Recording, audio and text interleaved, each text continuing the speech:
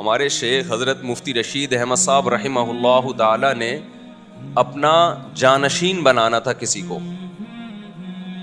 ہوتا ہے نا گدی نشین جانشین کے. میرے بعد اصلاح امت جو ہے, جو لوگ ہم سے جڑے ہوئے ہیں, ان کا نظام کون سنبھالے گا. اس کو عرف میں گدی نشین کہا. آج کل تو یہ گدی نشین برے معنی میں استعمال ہوتا ہے یہ لفظ. جاہل پیر جو نائب بنا کے جاتے ہیں نا, عامل لوگ, ان کو گدی نشین کہتے ہیں. لیکن اصل میں تو اس کا تصور ٹھیک تھا نا.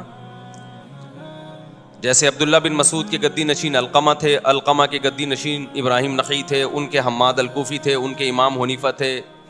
تو یہ علمی گدی ہو گئی. ایک ہوتی ہے روحانی گدی, کہ کوئی بزرگ ہیں جن کو سے اللہ ہدایت کا کام لے رہا ہے, بہت سے لوگوں کی اصلاح ہو رہی ہے. ان کو یہ ہوتا ہے کہ میں دنیا سے چلا گیا تو میرا نظام سنبھالے گا کون, تو وہ کسی کو اپنا نائب بناتے ہیں.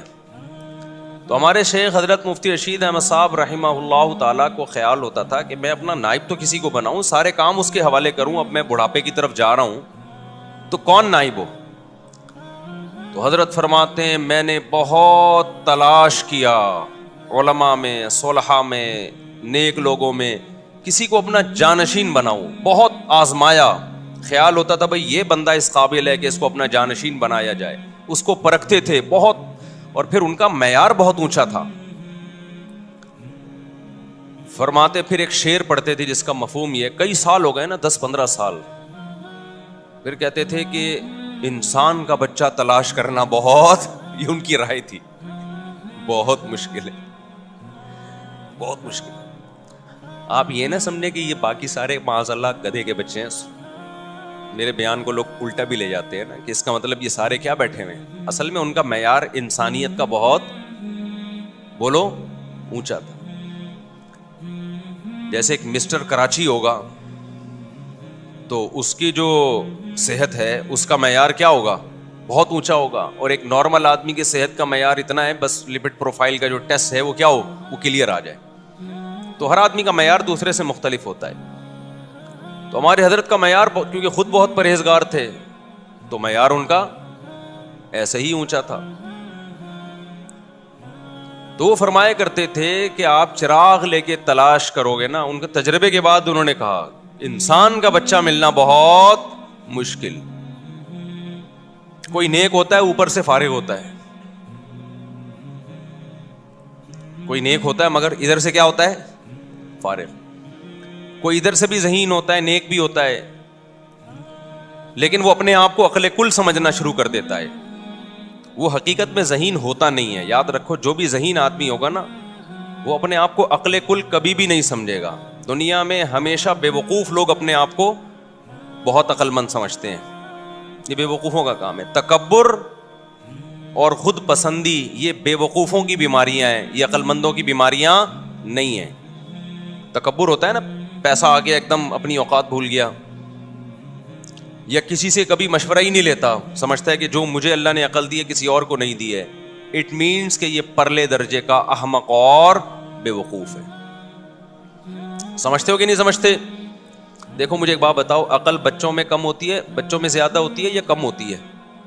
کم ہوتی ہے نا بچوں میں. تو بچوں میں خود پسندی بھی ہوتی ہے. بچے کے سامنے دوسرے بچے کی تعریف کریں اس کو غصہ آتا ہے. بچوں میں تکبر بھی ہوتا ہے بہت جلدی, ذرا سی بات پہ دوسرے بچوں کے سامنے اترانے لگتے ہیں, شو مارنے لگتے ہیں. لیکن جب میچور ہوتے ہیں, سمجھدار ہو جاتے ہیں, تو یہ چھچور پنا چھوڑ دیتے ہیں. تو حضرت نے فرمایا کہ انسان کا بچہ تلاش کرنا کیا ہے, بہت مشکل. تو پھر مفتی رشید احمد صاحب نے نائب بنایا بہت طویل عرصے کے بعد, جو ہمارے شیخ ہیں اس وقت حضرت مفتی عبدالرحیم صاحب. اور پھر ان پہ ایک پوری ایک کتابچہ لکھا کہ ان کو جو میں نے نائب بنایا ہے, میں نے ایسے ایسے طریقوں سے ان کو آزمایا ہے کہ خانقاہوں میں اس آزمائش کا تصور بھی نہیں کوئی کر سکتا. سمجھتے ہو کہ نہیں سمجھتے ہو؟ ایسے طریقوں سے ان کو آزمایا ہے. 3 چیزیں بزرگ بننے کے لیے ضروری ہوتی ہیں, خوب سمجھ لو. یہ جو آج کل ہر پاگل سے پاگل بزرگ بنا پھر رہا ہے نا, پھونکوں والا اور چڑیلوں والا, اٹ از ناٹ بزرگ. نیک بننے کے لیے بزرگ نیک ایک ہی چیز ہے, بزرگ کوئی الگ سی اخلائی مخلوق نہیں ہوتی. 3 چیزیں باطنی صفات, ظاہری طور پر تو ہر گناہ سے بچنا ضروری ہے, یہ میرا ٹاپک نہ رہ جائے کہیں, وہ میں پھر اس پہ رپورٹ بعد میں پیش کروں گا, ابھی تم دوبارہ شیطان کی طرف آ رہے ہیں. ایک حب جاہ نہ ہو, حب جاہ کا مطلب شہرت کا بھوکا, بڑا بننے کا شوق, ہر جگہ یہ کہ میری ٹانگ اونچی رہے. جس میں یہ ہے وہ انسان کا بچہ ہی نہیں ہے, وہ اس کے اندر جراثیم کون سے والے ہیں؟ شیطان والے. نمبر 2, حب مال نہ ہو, پیسوں کا بھوکا نہ ہو. بعض لوگ پیسے کے بھوکے نہیں ہوتے, شہرت اور عزت کے بہت بھوکے ہوتے ہیں. بعض عزت اور شہرت کے بھوکے نہیں ہوتے, پیسوں کے لالچی ہوتے ہیں, وہ عزت بیچ کے پیسہ کماتے ہیں, کہتے ہیں عزت جائے پیسہ نہ جائے. یہ بھی بہت بڑی بیماری ہے. اور تیسری چیز ہے حب باہ, ٹھرکی, عورت کے ٹھرکی. سمجھتے ہو کہ نہیں سمجھتے؟ یہ 3 قسم کی ٹھرک مارکیٹ میں بہت چل رہی ہے. عورت کی ٹھرک کیا ہوتی ہے؟ بندے کا فون آیا 2 منٹ میں نمٹا دیا, کسی خاتون کا فون آیا ذرا آواز اچھی ہے, فون پہ چپک گیا. اور یہ ان لوگوں میں خطرہ زیادہ ہوتا ہے جو مشہور ہوتے ہیں, کیونکہ ان سے عورتوں کا واسطہ بہت ہوتا ہے, عام آدمی کو اتنا واسطہ نہیں پڑتا. تو ایسے مذہبی اسکالرز بھی ہیں کہ انٹی کو سمجھاتے سمجھاتے اس کے گھر تک پہنچ گئے, بہت ہیں. کچھ تو ایسے ہوتے ہیں کہ ہوتے نیک ہیں لیکن عورت کے فتنے میں آ کے بگڑ جاتے ہیں. کچھ ہوتے ہی فراڈی ہیں شروع سے. بعض دفعہ بندہ نیک ہوتا ہے لیکن وہ عورت کے فتنے میں پڑ کے برباد کر دیتا ہے اپنے آپ کو, ایسے لوگ بھی ہیں. اور کچھ ہوتے ہی 2 نمبر ہیں شروع سے ہی. تو جو ان چیزوں سے بچ گیا تو تصوف کی اصطلاح میں کہا جاتا ہے کہ اس میں حب باہ بولو نہیں. ایک ہوتا ہے قوت باہ, ایک ہوتی ہے حب باہ. دونوں میں کیا ہے؟ ابے کیا ہو گیا؟ فرق ہے. قوت باہ تو مردانگی کو بولتے ہیں, وہ تو پیغمبروں میں بہت ہوتی ہے. ایک پیغمبر میں 40 مردوں کے برابر قوت ہوتی ہے, تو یہ تو مرد کی مردانگی ہے. ایک ہے حب باہ, ہوس, اندر کچھ بھی نہیں ہے, گٹکے کھا کھا کے تباہ ہو گیا ہے. ٹھڑک اتنی ہے کہ انٹی ایک گلی کے ایک کونے سے گھسے گی نا, تو جب تک اس کو دوسرے کونے سے نکال نہیں دیتا نظر نہیں جھکے گی اس کی. آپ دیکھ لو کراچی کے گٹکے والوں کو. صحت کا یہ عالم ہوگا کہ قمیض اتاریں تو پوری پسلیاں آپ گن سکتے ہیں باہر سے, ایکس رے رپورٹ کی ضرورت ہی نہیں ہے. الٹرا ساؤنڈ کے لیے کہ ڈاکٹر نے بولا ضرورت نہیں ہے, یہاں سے پتا نظر آ رہا ہے ہمیں, ٹھیک ہے نا. گٹکوں کا دیکھو, کوئی نیچرلی اگر کوئی لڑکا باریک ہے نا تو اس پہ طنز مت سمجھو, کیونکہ یہ تو اللہ کی بنائی ہوئی وہ ہے. کچھ باریک ہوتے ہیں, کچھ کیا ہوتے ہیں. میں تو گٹکا نہیں کھاتا تھا لیکن میں بہت باریک تھا. یہ تو میں 2013 میں تھوڑا سا موٹا ہوا ہوں, شادیوں کی برکت کہہ لو یا کیا کہہ لو, واللہ عالم. ان کو پتا ہے میں کتنا باریک سا ہوتا تھا. 2013 سے پہلے میری یہی پوزیشن تھی جو میں بیان کر رہا ہوں, لیکن وہ باریکی صحت کی کمزوری کی وجہ سے نہیں تھی, وہ نیچرلی دبلا پتلا. کیونکہ صحت تو پہلے اب سے زیادہ اچھی تھی اس وقت, ہم بھاگتے تھے, پکڑائی میں نہیں آتے تھے, تو پہلے زیادہ اچھی صحت تھی جب دبلے تھے. تو ایک دبلا یا ایک موٹا وہ ہوتا ہے جو نیچرلی اللہ نے کسی کو موٹا بنایا, کسی کو کیا بنایا.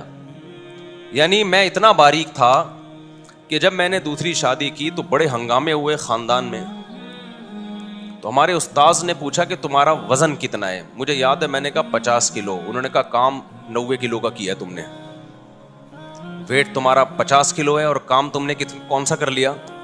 90 کلو والا کر لیا. جب میں نے دوسری کی تھی تو وہ بڑی بحثیں بہت چلتی تھی. ایک دفعہ میں بیٹھا ہوا تھا تو میری پنڈلی نظر آ رہی تھی بہت ہی باریک سی.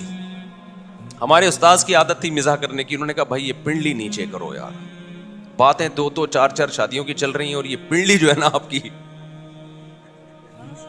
یہ کہہ رہی ہے کہ نہیں بھائی یہ نہیں ہو سکتا.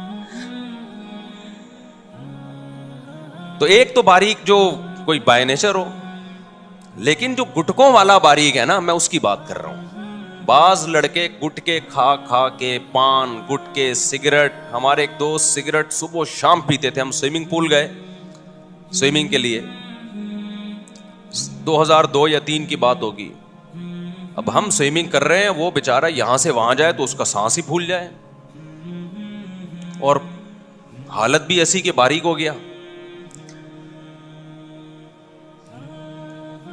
تو پھر خود ہی کہتا ہے بھائی, میں نے کہا کہ یار اچھا شادی بہت کرتا تھا, شادی کرا دو مفتی صاحب, شادی کرا دو. پھر ایک دن خود ہی کہنے لگا, مفتی صاحب آج جو میں نے اپنا اسٹیمنا چیک کیا نا سوئمنگ میں, اپنے بارے میں کہہ رہا تھا, تو مجھے لگتا ہے دھواں ہی نکلے گا. سمجھ رہے ہیں, مجھے لگتا ہے اب کیا ہوگا, دھواں ہی نکلے گا. بیچارہ یہاں سے وہاں جاتا, اس کا سانس پھول جاتا. تو صحت کراچی کے جو گٹکے والے لڑکے ہیں ان کی یہ ہے, اور باتیں کون سی ہیں, 4 شادیوں کی. تو یہ صحت نہیں ہے, یہ جذبہ نہیں ہے, اٹ از کالڈ ٹھرک. اب میں اور کون سا مہذب لفظ استعمال کروں اس کے لیے, کیا خیال ہے بھائی, یہ کیا کہلاتا ہے؟